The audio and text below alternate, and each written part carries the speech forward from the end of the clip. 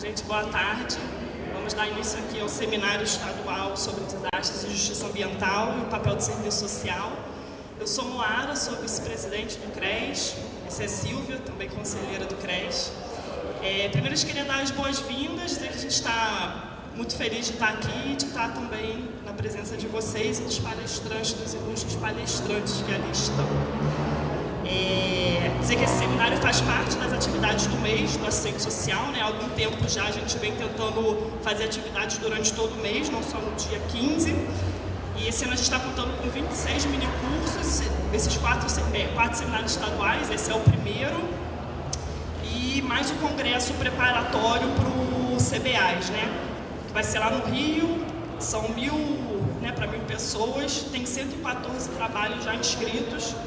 E a gente acha que essas atividades cumprem um pouco o papel de contribuir com a qualificação profissional, no sentido de garantir um serviço de qualidade, né, como consta no nosso Código de Ética. E esses seminários estaduais também refletem, tanto os seminários quanto os minicursos, a tentativa e o esforço de descentralização do CRES, né? E isso, a formação dos núcleos, não sei se todo mundo tem conhecimento, mas desde o ano passado foram formados 11 núcleos em todo o estado, buscando descentralizar as ações do CRES, se aproximar mais da categoria, se aproximar mais da realidade onde a categoria atua, né, da realidade das regiões, contribuir para a articulação da categoria na região. E aí, tendo em vista isso, essa aproximação, que a gente chegou a esse tema, né, aqui da região serrana, sobre os desastres ambientais e a nosso exercício profissional nesse contexto. E aí só queria aproveitar o espaço para convidar para todos participarem do núcleo aqui da região serrana. Já tiveram 2 reuniões, mas a participação tem sido pouca ainda, só tem ido gente de Teresópolis, então a gente queria aproveitar. No site do CRES. No site, no Praxis, e agora também a gente tem um e-mail, a gente vai cadastrar todos os e-mails das pessoas que participam das atividades da região para mandar por e-mail também. Mas o site é muito importante, que a gente não tem, mesmo que a gente tenha e-mail, a gente tem de uma parte da categoria, não tem de todo mundo da região. Então, de qualquer forma, se puder acompanhar pelo site, mas também a gente vai começar esse esforço aí de tentar mandar por e-mail. E depois, no final, eu vou deixar o site, o e-mail do núcleo, que aí também qualquer dúvida, se vocês não tiverem tido a informação da reunião, vocês podem mandar e-mail que a gente responde. Então, reforçar esse convite. E aí, para dar início agora à mesa, eu ler uma mensagem aqui da comissão organizadora para vocês aí sobre o tema. Em 2011, a região serrana foi destaque na mídia nacional e internacional em razão do desastre socioambiental ocorrido em razão das fortes chuvas que assolaram a região. 2 anos se passaram e a mídia não mais espetaculariza a situação da população, que ainda vive as consequências da tragédia. Assistentes sociais sabem exatamente que consequências são essas. Os serviços prestados à população da região continuam a ocorrer de forma precária, sem pensar em novas formas de prevenção aos desastres. Famílias continuam sem moradia, vivendo permanentemente em abrigos. Há cidadãos, emprego e fonte de renda em razão das destruições causadas pelos desastres. É impossível pensar no trabalho profissional hoje sem pensar no cenário sociopolítico e econômico que vive a região. Falar em justiça ambiental é falar no direito da população ao território, à moradia digna e saudável, a políticas públicas concretas de prevenção. É falar sobre as propostas que podem ser feitas pelo serviço social no exercício profissional cotidiano, no diálogo constante com a população para enfrentar os efeitos sociais que a tragédia ainda impõe sobre a população da região. Convidamos a todos os interessados, não só da região, a contribuírem com esse importante debate, já que, infelizmente, situações como essas têm sido comum em todo o estado do Rio de Janeiro. E acho que a proposta da nucleação é um pouco isso, né? A gente atua em condições precárias de trabalho. Nosso trabalho depende não só da nossa boa vontade, né, do nosso compromisso, mas também do contexto da região, das políticas sociais. E uma das formas de enfrentar isso, de fato, é o nosso esforço coletivo, é pensar coletivamente as estratégias da nossa intervenção para além da demanda institucional. E acho que o espaço do núcleo uma das propostas é justamente justamente essa, né? Pensar nesses desafios da região, do exercício profissional nessa região, pensar coletivamente. Acho que é um dos instrumentos que a gente pode fortalecer para contribuir nesse exercício diante de todas essas adversidades e contradições. Então, para dar início, a gente chama nossos dois palestrantes, que é a professora Dora Vargas, assistente social, doutorando em Sociologia dos Desastres, e nosso outro palestrante, Rafael Soares, professor da Faculdade de Serviço Social da PUC, do Rio de Janeiro, jurista de formação e doutor em História. Só justificando que a professora Isabel não pôde vir hoje, e aí a gente tem a contribuição também valiosa do Rafael. Podem assistir. A gente vai ter 40 minutos para a fala de cada um e depois abrir para o debate. Pessoal, boa tarde. É um prazer estar aqui reunido com vocês. Eu faço um agradecimento ao CRES pelo convite. Eu venho de Minas Gerais, mas eu já tenho dito que eu estou com o pé no CRES do Rio já faz algum tempo, porque tenho tido a oportunidade de traçar esse diálogo a partir do convite desse grupo com grupos profissionais aqui do Rio de Janeiro, que para mim é um grande prazer, uma grande honra. Eu integro essa categoria, inclusive eu sou assistente social da Prefeitura de Juiz de Fora há 20 anos e eu me sinto uma parte integrante da categoria na discussão desse fazer cotidiano do trabalho. A reflexão que eu trago aqui hoje, na verdade, ela é produto desses meus anos de trabalho na instituição pública, sendo que 10 dos 20 foram dentro da Defesa Civil da cidade. Então, a gente, na verdade, sofre as inquietações que essa relação cotidiana com o trabalho traz, né?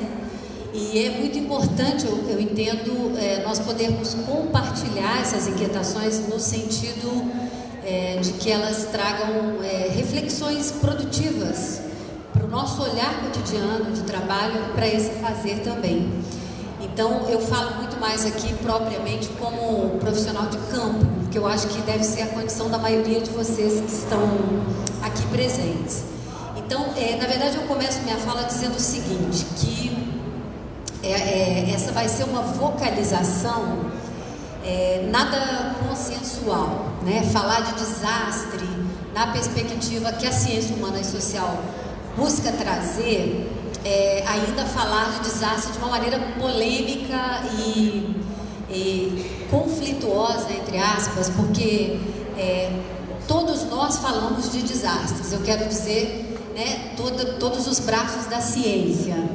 E essa fala, essa vocalização predominante, que tem colocado uma perspectiva de desastre como verdade, ela não é a vocalização que nasce da ciência humana e social. Ela é a vocalização que nasce e tem se colocado e se projetado como uma verdade a partir das ciências duras ou das ciências chamadas da natureza. Só isso já é um toquezinho, uma provocação para nós pensarmos a condição do serviço social dentro desse processo, né? Uma vez que não somos ciência da natureza e nem ciência dura, somos ciência humana e social e não temos um predomínio de perspectiva ou não temos uma vocalização propriamente ou democraticamente garantida na forma de pensar isso, ou na forma de, não só de entender o processo, mas de colaborar com a gestão do chamado desastre ou com a prevenção desse processo, que é algo muito maior do que a emergência. Isso é muito fundamental a gente pensar e dizer. Eu já vou pedir que vocês cortem a minha fala nos 40, porque eu, além de gostar de falar, e é muito próprio, dizem que é próprio da categoria, né? A gente gostasse de falar. Eu preparei uma fala, na verdade, eu quero abrir essa fala trazendo, assim, algumas reflexões iniciais para a gente, conceituais mesmo, provocadoras de talvez uma outra forma da gente pensar coisas que estão dadas, de certa forma, que são colocadas para nós como algo dado, pronto, né? Mas aí eu repito, a partir de uma perspectiva que tem se colocado como verdade, sem ser a única forma de se pensar esse processo. Depois disso, eu entendo que a gente, no debate, talvez eu possa interagir melhor com vocês, no que diz respeito àquilo que está colocado, então, para nós como categoria profissional, em termos do desafio que os assistentes sociais vêm enfrentando quando da deflagração desses chamados desastres socioambientais, quando a assistência é a primeira coisa que nos leva para o campo, né? Independentemente de nós estarmos vinculados mais diretamente àquela frente de trabalho ou não, né? Via de regra, as defesas civis nem têm profissional da área, como eu fui durante 10 anos, isso é até incomum. Mas nós somos arrebanhados no meio do processo, né? Como se fôssemos capazes até de gestar certos milagres, né? Arrebanhados no meio da... E com foco naquilo que é promover o milagre dentro da emergência, o que é um grande equívoco, que eu acho que pode impulsionar a nossa discussão aqui, né? Que lugar é esse para o qual nós somos chamados? Que importância tem nós compreendermos esses processos justamente para que a nossa capacidade propositiva possa colaborar para mudar a feição dessa política de gestão de desastres, que eu entendo que no caso brasileiro está fadada a um certo fracasso, inclusive se nós observarmos o que vem acontecendo Brasil afora, e se nós pensarmos na região serrana como um grande laboratório disso, né? Nem falando só de Friburgo, mas dos 7 municípios que aqui foram afetados, que estão experimentando, dentro daquilo que as nossas pesquisas vêm observando, e vem experimentando um abandono muito grande, né, por parte da proteção social, da política pública, que tem que zelar, né, é papel desse Estado, enfim, zelar por esses chamados direitos conquistados, enfim. Bom, deixa eu entrar um pouquinho, então. Você pode. Essa imagem eu acho ótima, é lá do Campo Grande, um dos bairros mais afetados lá de Teresópolis. Isso foi em dezembro de 2011, quando eu participava da minha pesquisa de tese. E assim, é muito curiosa a ludicidade que permanece presente no meio da pedra, né? Assim, sobraram alguns metros de plano no meio da pedra e a molecada joga bola de uniforme, resguardando a noção de que o lugar continua sendo deles, apesar de condenado pelo Estado e configurado a partir de então, tecnicamente, como uma área de risco. Bom, primeiro eu queria então começar com provocações. Vamos tentar pensar de que forma nós podemos vocalizar um conceito de desastre que não seja necessariamente a partir daquilo que a tecnicalidade impõe para nós como sua grande verdade. O conceito de desastre ele se encontra num campo em disputa. Todos nós aqui disputamos uma forma de lançar essa verdade que está conosco sobre o que é isso, o que significa a experiência do desastre.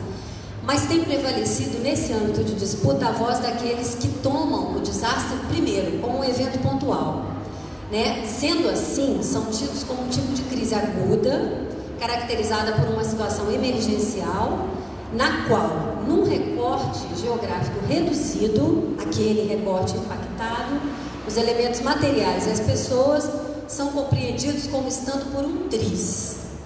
Os fatores de ameaça, caso brasileiro, no nosso período chuvoso, as chuvas, avalanches, escorregamento de pedras, deslizamentos de barrancos, entre outros, relacionados a esse evento, que é tido como pontual, se tornam, nessa natureza de abordagem, o foco principal, né? Ou se tornam os elementos, aqueles elementos que podem ser objetivados, monitorados e controlados. Então, quando eu estou falando disso, eu estou falando que há uma ênfase, em primeira mão, ao se pensar desastre, no aspecto natural que o fenômeno comporta, ou naquilo que a gente tem chamado de fenômeno biofísico associado ao desastre. Aqui eu já estou querendo dizer que desastre não para no fenômeno biofísico que melhor representa no senso comum, né? Isso limita a noção de natureza em fúria, contra a qual a gente não tem nada a fazer, né? Então, assim, esse é um comportamento da natureza, a grande chuva é um comportamento da natureza. O que a gente pode fazer diante disso? Valêncio tecerá uma crítica à naturalização e imediatismo na forma de nós tratarmos esse fenômeno e vai dizer que é muito comum que se forme aí um trinômio, né, configurado pela ideia de desastre natural, quer dizer, é da natureza que vem, contra ela a gente tem muito pouco a fazer.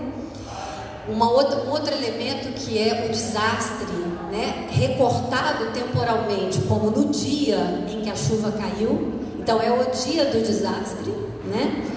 E um terceiro elemento muito fundamental, que é a lógica de retorno à normalidade depois do dia do desastre, né?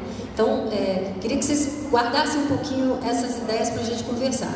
A gente poderia adiantar que a perspectiva que enfatiza o termo natural tende a se associar a uma concepção de normalidade ou a uma concepção própria de ordem social, a gente poderia dizer, né?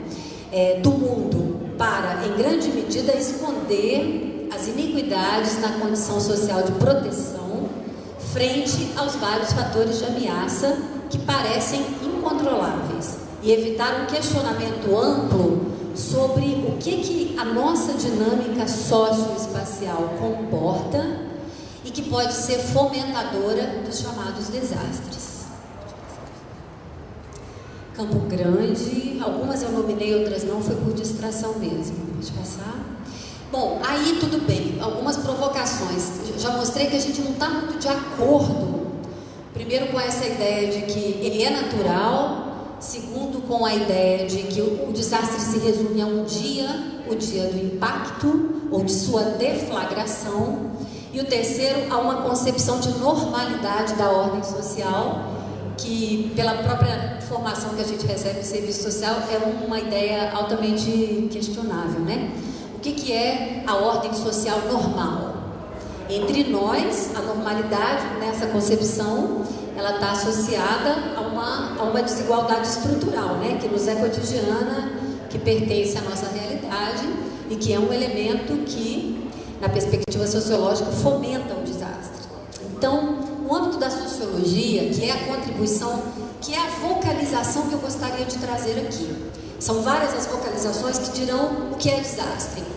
Aquela que eu farei aqui agora é uma dessas perspectivas em disputa. A sociologia quer responder, quer entender, a partir da natureza das relações sociais estabelecidas, o que é o desastre, né? E para começo de conversa, nós podemos dizer que esse é um debate muito, hoje já muito rico no âmbito da sociologia, né?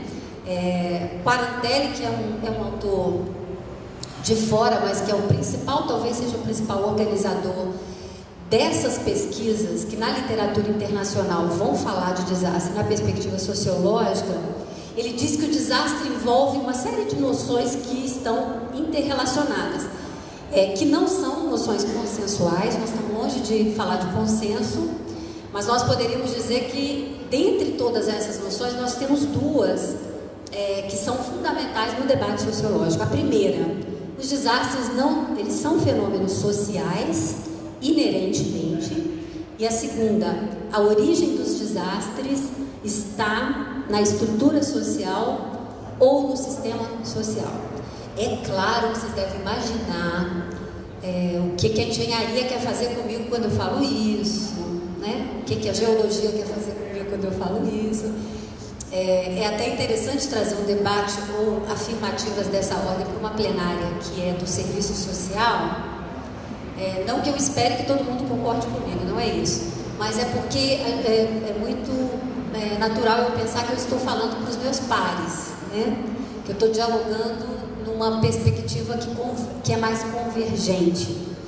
E assim, não é fácil discutir essas noções a partir daquilo que vem sendo a predominância de análise dos desastres, como eu disse no começo, está calcada na ciência exata, predominantemente. Quando uma mesa assim é formada por uma AS como eu, e assim 5 engenheiros, 2 geólogos, eu sei que eu vou sair da mesa carregando comigo assim aquelas cutucadas do companheiro do lado. Você está defendendo que os pobres continuem na área de risco assistência social?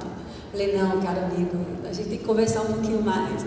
Não é essa a ideia, né? A gente está em busca de pensar como é que o próprio processo de desenvolvimento que está instalado na sociedade da qual a gente faz parte, ele colabora para fomentar isso que nós estamos denominando o desastre. Quer dizer, eu estou descartando que a grande chuva ela pode se transformar num problema? É claro que não. Quando se discute essa perspectiva, não se está discutindo o descarte do fenômeno que pode estar originado na natureza, mas se tira a ênfase disso. A culpa é da grande chuva? Ou, desde que eu entrei na Defesa Civil, isso era uma razão de inquietação para mim? Porque, para variar, eu era um ser solitário do social em meio à engenharia civil, predominantemente. E me causava uma inquietação muito grande a gente ter como perspectiva de trabalho salvar a vida, né? Em defesa da vida é o slogan-chave da Defesa Civil. Mas ninguém discutia a qualidade da vida que era salva, nem antes do processo se desencadear e nem depois do impacto ocorrido. Ninguém está preocupado ninguém discute a desigualdade, está preocupado com a qualidade da vida daquele que foi salvo do barranco, da enxurrada e etc. Então, assim, são esses outros elementos que eu acho que nos desafiam. E primeiro que se a gente não tem a compreensão do processo, ou melhor, do desastre como parte de um processo maior, a gente sofre a tendência de reproduzir, né, o fenômeno a partir da perspectiva pura e simplesmente do impacto sofrido e da emergência a ser cuidada. Bom, é um acontecimento trágico que pode ser descrito como um fenômeno adverso, que gera processos de ruptura das rotinas, ruptura nos lugares e dos lugares, de fazeres cotidianos e práticas, envolvendo uma configuração espaço-temporal e sócio-histórica para manifestar-se, nos levando às seguintes indagações: o que acontece, aonde acontece, quando acontece e com quem acontece. É aqui. Então, eu estou chamando a atenção para a ideia de que o desastre não é um acontecimento físico, trata-se de um acontecimento social. Então, assim, ele não é apropriado falar de desastres naturais, e sempre que eu uso esse natural eu meto aspas intencionalmente, porque nós estamos problematizando essa ideia, como se eles pudessem existir fora das ações e decisões dos seres humanos inseridos num modelo societário particular. Então, tudo isso é um contraponto àquela construção que comumente é feita acerca do conceito a partir de outras clivagens e de outras racionalidades. Bom, para as ciências humanas, então, e eu acresço sociais, e particularmente para a sociologia, não é a intensidade ou magnitude do fator de ameaça, isto é, da grande chuva, da grande seca, aquilo que configura imediatamente um desastre, né? Mas o tecido social que esse fator encontrará. Eu já dizia lá desde os idos tempos, eu trabalhei de 98 a 2008 na Defesa Civil de lá, e eu falava muito assim, gente, que história, né, da gente culpabilizar a chuva.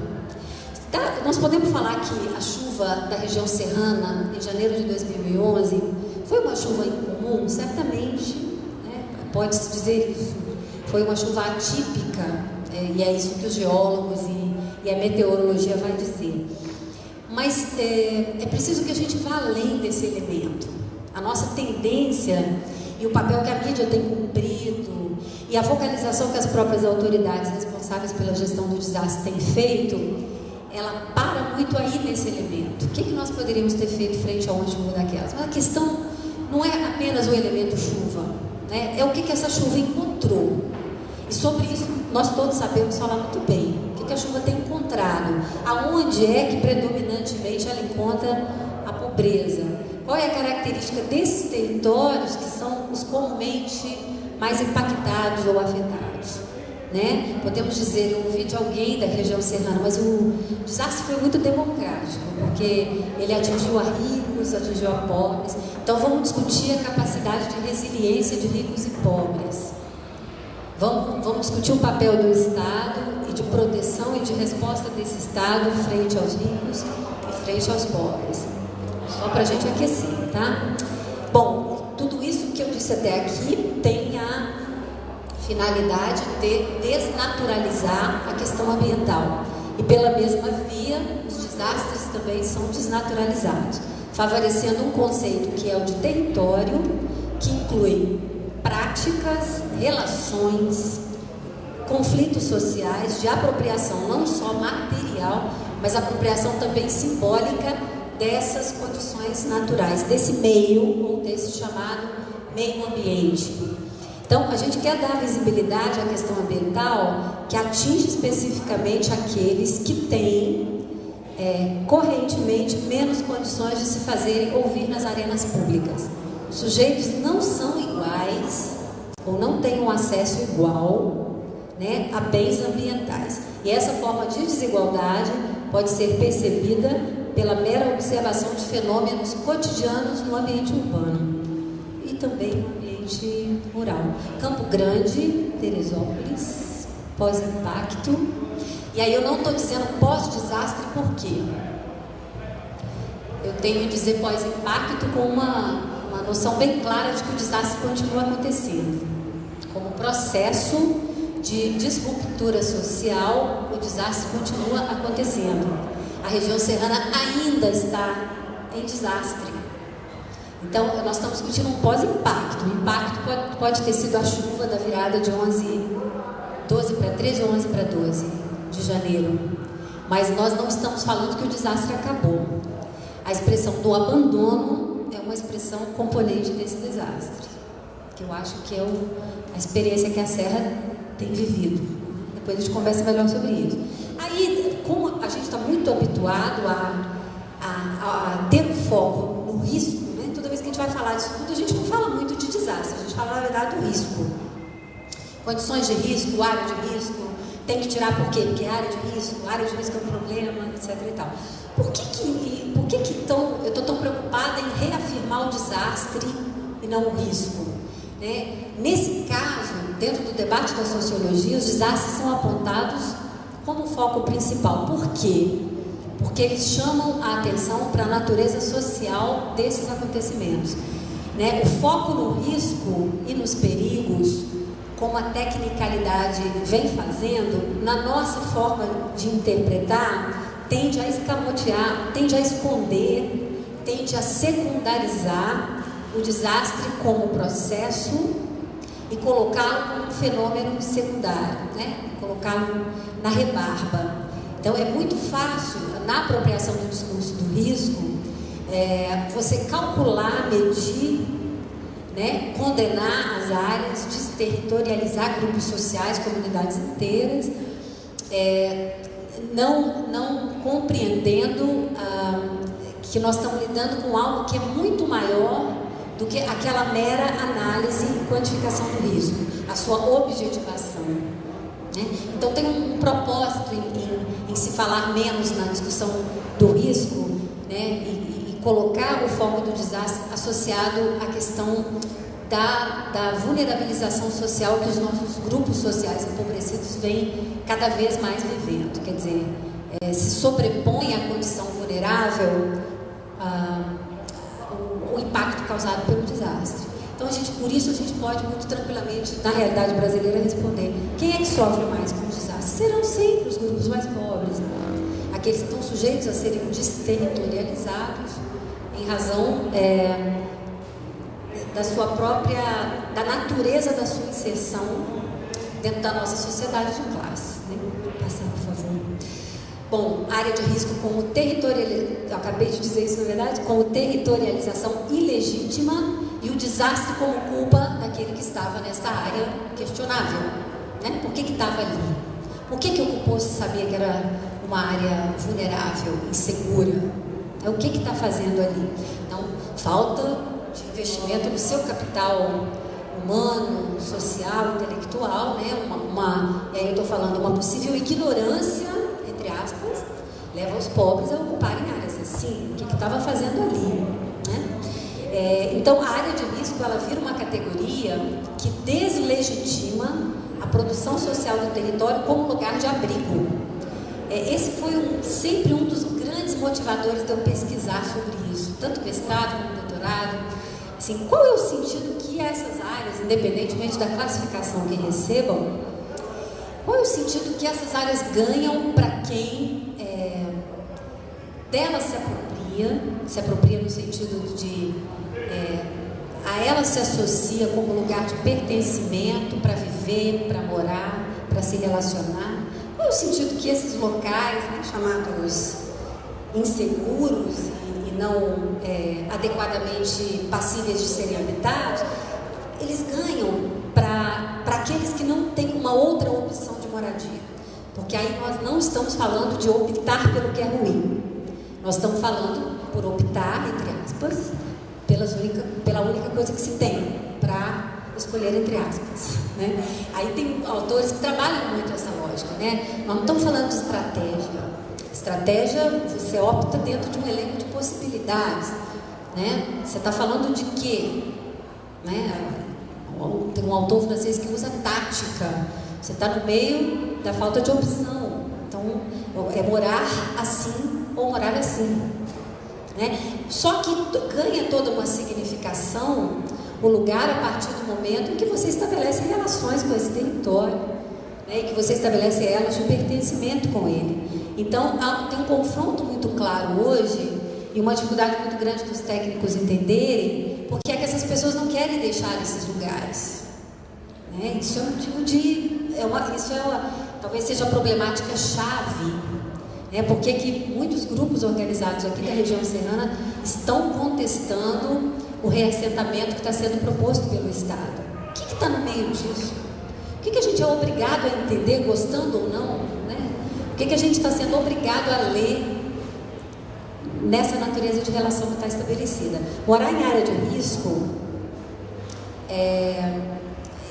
esconde, né, escamoteia as várias dimensões de inacessibilidade e conflitos que explicam a ausência de alternativas alocativas, bem como a ausência de medidas estruturais e não estruturais naquele local, demandadas pelos grupos, mas não disponibilizadas. Eu acho que o Rafael vai saber falar melhor disso aqui, por exemplo, com relação à realidade do Rio de Janeiro, talvez até da região, melhor do que eu, porque a gente, quando está falando de risco, nós não estamos necessariamente falando que a natureza é a grande fomentadora das condições de risco. Nós estamos falando também que o risco ele pode nascer, ser fomentado, né, da má intervenção do Estado, né, da não intervenção do Estado ou da intervenção inadequada que ele faz. Quantos de nós não é testemunha das obras que são feitas, da qualidade questionável das obras que são feitas para os grupos pobres? Vide Minha Casa Minha Vida, hoje na realidade brasileira, né, que dá um trabalho à parte discutir o Minha Casa Minha Vida e o padrão que tem sido proposto para absorção da demanda habitacional brasileira. Então, assim, esse Estado ele é retirado do debate como se o risco viesse da chuva, daquele território, das características colocadas naturalmente naquele dado lugar, ou da intervenção pobre feita pelo pobre, quando, né, faz escavar o talude, gera risco, etc. Mas a gente esquece de pensar que a natureza daquilo que o Estado faz no seu papel ou deixa de fazer é também fomentador de risco nesses contextos. Então, a não obra em determinados lugares, né, vai fomentar o risco. Isso quer dizer, né, a gente está falando das diferentes formas de acesso dos diferentes grupos sociais aos bens da cidade, né, ao território e as suas diferentes expressões. Eu trouxe até esse elemento que a professora Norma debate, que eu acho muito interessante. Ela comenta a transformação da área carente, né? Por muito tempo o Estado esteve preocupado classificando a forma de morar dos pobres como área carente, né? E hoje a gente tem uma transição dessa classificação da área carente para a conceituação da área de risco, né? Que altera a relação do Estado com os grupos que pertencem a tais áreas e a orientação do que o Estado considera como seus deveres para os direitos de tais grupos sociais, né? Essa mudança balizada pelo fomento do mapeamento de risco, que virou uma grande moda, né, no caso brasileiro, gera uma ordem pela qual a assistência social passa a ser obrigada a se orientar. Quando a gente entra na cena, já está dado que nós somos aquele que vai vocalizar a remoção, não é assim? Você não nós não somos profissionais chamados para discutir o que se conhece sobre aquela população que está ali, o que se conhece sobre o processo que está sendo vivido. Nós somos chamados a partir de ordens que já estão dadas, técnicas, né, para se fomentar a emoção. E que seja primeiro para o abrigo, depois para o aluguel social e muitos anos depois para a aplicação social, quando ela sai, né? Eu tive casos em Juiz de Fora, por exemplo, das pessoas permanecerem abrigadas 15 anos. Tem uma história de Jaboatão dos Guararapes, eu lembro que eu vi isso em Recife, que as famílias ficaram próximas de 12 anos abrigadas pelo Estado. Quer dizer, né, tem uma inversão de lógica meio maluca nisso, né? Abrigo que dura 12, 15 anos, né? Não é passagem, já virou estabelecido. E isso está colocado para as nossas realidades de diferentes maneiras, porque às vezes o abrigo acaba, mas a solução foi fomentada, né? E a gente sabe a tendência que há de retorno às chamadas áreas de risco, né? As áreas afetadas. Então, assim, é preocupante e a gente precisa estar muito atento a essa ideia de que, então, assim, a área de risco virou a grande verdade. Virou a grande verdade. Então, o que ela está dizendo? O que essa moda, entre aspas, virou, né?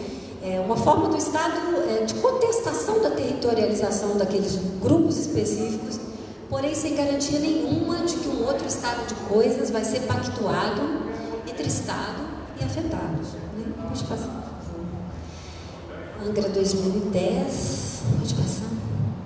Bom, eu só queria levantar rapidamente, assim, a gente sabe que falar da formação social, a formação social brasileira, ela tem características muito próprias que nos ajudam a compreender esses processos que transformam os determinados grupos dentro do nosso modelo como aqueles mais passíveis de afetação no contexto de desastres. Eu queria lembrar o José de Souza Martins, quando ele vai falar da nossa modernidade incompleta. Queria lembrar a Laura Tavares, quando ela vai falar que nós passamos por um processo de modernização conservadora. E aí, pensando essas duas coisas, nós vamos pensar que há uma sinergia entre o modelo de desenvolvimento que torna permissível e permanente a iniquidade distributiva. É como se já tivesse consolidado, como parte da nossa cultura, né, essa iniquidade. Então, a gente naturaliza até certo ponto, né, determinados processos de desvinculação social, né, que estão expressos territorialmente, e a própria obstrução gradativa da criticidade coletiva ao conteúdo das relações e instituições que moldam um espaço intrinsecamente supressor da alteridade. Nossa, está tão pertinho. Então, o Estado constitucionalmente se apresenta como aquele agente a quem se impõe o dever de proteger a pessoa humana, na indissociabilidade de seus direitos e sem distinções dentro de sua jurisdição. Está aqui o advogado do meu lado para depois alimentar o debate. Né? Mas o Estado, ele espelha as contradições que estão colocadas no modelo. Né? Isso também a gente estuda na faculdade. Mas deve perseguir o coesionamento das frações que estão em tensão. Isto é, não perder de vista que ele tem como missão institucional estabelecer um ambiente propício à civilidade nos domínios do mundo público e privado, cujo contrário, isto é, uma vez que o Estado não faz isso, é a barbárie. E a gente tem vários autores hoje da sociologia que estão falando, nós já estamos vivendo processos de barbárie, de genocídio, ou expressões fortes assim que deixam a gente um pouco, enfim, atormentados. Nossa, será que a gente pode falar disso? Enfim, fica para reflexão. No entanto, o que a gente tem visto é a professora Cibele Rizek quem vai afirmar isso de um jeito muito inteligente. É que a gente não tem um Estado ausente nesses processos. A gente tem um Estado presente ratificando a desigualdade social. Quer dizer, a gente pode dizer que o Estado está ausente nos processos que estão sendo vivenciados por aqui, por exemplo. Eu fui testemunha de 2 audiências públicas em Teresópolis em 2011 e estava lá toda a representação técnica do Estado formando mesa, legislativa, etc. E a população enfurecida na plenária, assim, enfurecida no sentido da contestação do que eu ouvia mesmo, porque não é um Estado presente, né? Mas um Estado com aqueles milhões, aquelas cifras todas mencionadas a cada mesa formada, que não estava lá na estrada por onde ele tem que passar, no rio assoreado que não foi limpo, na escola que não foi reaberta, na creche que não voltou a funcionar. Então, assim, as autoridades estão presentes, com seus milhões, com seus projetos, né? Mas a grande questão passa por o que esse debate todo que está colocado, ou essa perspectiva de planejamento que está sendo feito, o que isso tem trazido efetivamente na retomada dos processos de vida das populações afetadas. Então, a gente não está falando de um Estado ausente, a gente está falando, discutindo a natureza do que esse Estado tem feito com essa presença, né? Nessa sua presença. Eu já destaquei que nós não conseguimos compreender desastres sem pensar processo de vulnerabilidade social, ou processo de vulnerabilização social. Quer dizer, então, muito antes de você pensar no impacto e no natural, entre aspas, nós estamos falando de que os desastres têm suas origens, manifestações e consequências numa estrutura social que já está colocada. E não havendo consequências sociais negativas, não há desastre. O desastre, ele é a representação da consequência social negativa que ele provoca. Demolições em Campo Grande.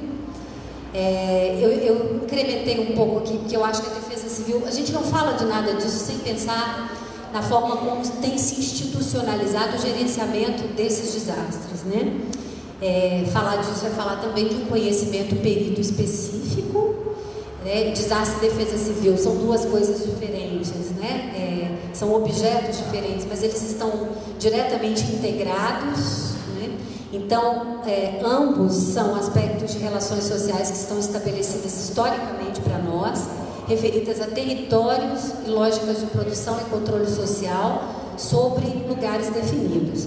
Então, é uma exigência que a gente, de certa forma, tem que se fazer nesse debate, de uma análise crítica das simplificações que o discurso institucional de defesa civil tem produzido acerca desse contexto, que é o contexto impactado, né, dos empobrecidos, né, quer dizer, a discussão da fragilidade do local como expressão direta da fragilidade dos valores de seus residentes. Bom, a gente problematiza um pouco essa lógica, né, da predominância dos estudos técnicos como imposição de um caráter higienista que leva à remoção das famílias, predominantemente dessas áreas. Tudo isso tem um fundamento muito grande na cartografização de risco e na produção desses zoneamentos de risco, né? Então, existe uma técnica moderna que atua em favor, que poderia gerar conhecimento em favor de proteção social e de segurança, mas que tem atuado muito predominante de uma maneira a remover sem assegurar, né? A condenar essa territorialidade precária sem assegurar outras formas de proteção, outras formas de se viver e de se morar, né?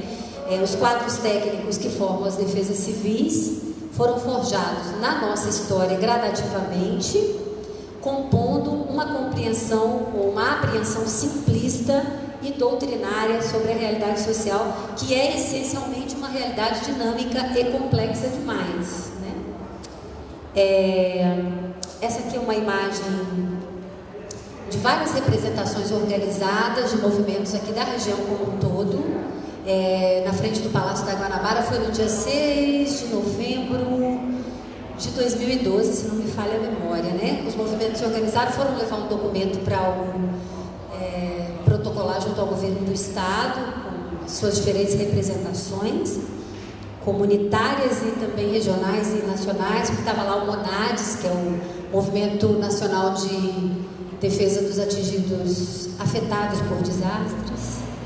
Em termos práticos, a institucionalidade responsável pelo gerenciamento do desastre atua a partir de perspectivas que tendem a ser simplificadoras do mundo social, que não é nada simples, né?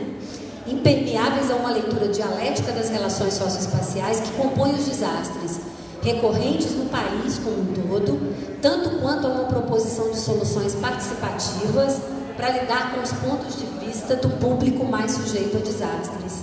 Fica uma crítica muito grande da população, né? A gente encontra uma revolta muito grande da maneira impermeável como essas instituições elas aparecem na realidade, com verdades assim muito prontas sobre o que está ali colocado e com muito pouca predisposição a interagir dialogicamente com esses sofredores dos desastres, né? Eu como integrante de Defesa Civil, fui testemunha muitas vezes, né, da expectativa da Defesa Civil criar os núcleos de Defesa Civil comunitários, os famosos NUDECs, né? Na nossa possibilidade de chamar as comunidades a interagirem mais com a instituição, a fomentar prevenção e etc. Mas eu comentava com o Rafael antes da gente começar aqui, como que são movimentos que você pode até falar, mas há um esforço, né, dela se fazer presente, interagir junto às comunidades. Mas eu acho que é um pouco mais problemático que isso, porque nós estamos trabalhando uma lógica de ordem social que geralmente se distancia muito da lógica que está colocada na realidade pelos próprios moradores locais. Então, nós estamos predispostos a dialogar, mas a partir de verdades que já estão pré-estabelecidas. Eu estou dizendo para você que, tecnicamente, esta área foi quantificada como área de risco. Muito antes do desastre acontecer, aquela área, por exemplo, poderia ter recebido infraestrutura para não se tornar sujeita a condições de risco. Em grande parte dos casos, eu fui testemunha disso. Poderia. Por que a prioridade para fomentar obras não está colocada para esses grupos no sentido de prevenir desastres? Há todo um sentido para isso. Não preciso responder isso para ninguém, porque nós sabemos, né, que a ordem colocada, a verdade colocada, ela tem um predomínio, há uma predominância que é classista mesmo, sobre o que na cidade vai ser qualificado e o que não será, né? Bom, o trinômio, então, congelar a área de risco, interditar o território, remover as famílias, parece, então, a essa institucionalidade, ação suficiente e aplicável na maioria dos casos. Basta isso aí para a gente dizer que está resolvido. Então, são diagnósticos que, via de regra, desconsideram, primeiro, que há uma dimensão de sociabilidade cotidiana que promove uma territorialização coletiva, ainda que seja nesses lugares deteriorados, né, passíveis da nossa condenação, primeiro valorativa, depois técnica. Quando desconsidera as estratégias de convivência que esses sujeitos estabelecem com os elementos biofísicos e geográficos, né, na tentativa de se proteger no enfrentamento de problemas da ordem do encheu o rio, inundou minha casa. Vocês devem ter acompanhado muita gente que já aprendeu rapidamente a subir com objetos importantes para cima dos principais móveis da casa, né? E aí esperar o sol no dia seguinte, que se por sorte vier, vai secar tudo que molhou, né? Que estratégias são essas que passam a constituir um cotidiano precário? Não estou dizendo que ele não seja, mas que ganha uma outra significação a partir do momento que você é obrigado a conviver com ele. É disso que eu estou falando. E por fim, uma lógica que desconsidera a relação desses sujeitos com a chamada cidade formal e as práticas reivindicativas que esses sujeitos implementam de incorporar os seus espaços a essa cidade formal. Nós também queremos ser qualificados, nós também queremos obra, queremos serviços, queremos acesso. Então, a gente discute uma tecnicalidade que se faz a partir de uma linguagem que subverte o sentido da interação do grupo social com o Estado e ao qual a assistência social é pressionada a se ajustar. Quando se tratava de áreas carentes, o papel da assistência social era um. Em se tratando de áreas de risco, o papel passa a ser outro, como, por exemplo, convencer os moradores a saírem das áreas de risco, né? As demandas pelos serviços de assistência social, defesa civil e saúde, não somente no momento de resposta no pós-impacto, mas também na prevenção, deverão ou tendencialmente serão cada vez maiores frente às mudanças climáticas que nós temos experimentado. Então, fundamental mediante tudo isso é pensar que a perspectiva emergencial, ela tende a se sobrepor a qualquer outra possibilidade de leitura e intervenção na realidade social, o que faz com que a nossa compreensão dessa realidade permaneça limitada e que a nossa capacidade propositiva sobre ela também. Isto é, a gente não qualifica as políticas sociais para intervir, porque tudo isso ganha um caráter apenas emergencial, né? A gente é colocado no meio do fogo, né? Ou da água, tanto faz, assim. E Campo Grande, Teresópolis. E o que se espera quando a gente está no meio da água, do fogo, etc., é que a gente promova milagres, né? Assim, aquilo que a gente sabe que não vai acontecer. Bom, eu já discuti um pouco que há uma tensão entre esse saber perito e os saberes que são gerados nas formas próprias de viver e morar desses grupos, né? Eu vou passando um pouquinho porque a gente debate que é melhor. Eu tenho que passar a palavra para o Rafael daqui a pouquinho. Aqui de novo o pessoal lá em frente ao Palácio do Governo, no Rio. Eu queria destacar, para fechar minha fala, eu preciso não me tornar deselegante com esse negócio de falar mais do que o tempo que me dão, mas isso é feio, a beça, assim. A pessoa tem que se educar, né, Rafael? Então eu queria destacar, para fechar minha fala, alguns aspectos que eu entendo que sejam fundamentais. Nunca é demais a gente repetir que a ocorrência de desastres implica na ausência ou no fracasso de medidas de prevenção e preparação. Falhas recorrentes do Estado no atendimento ao cidadão são campos onde vicejam desastres.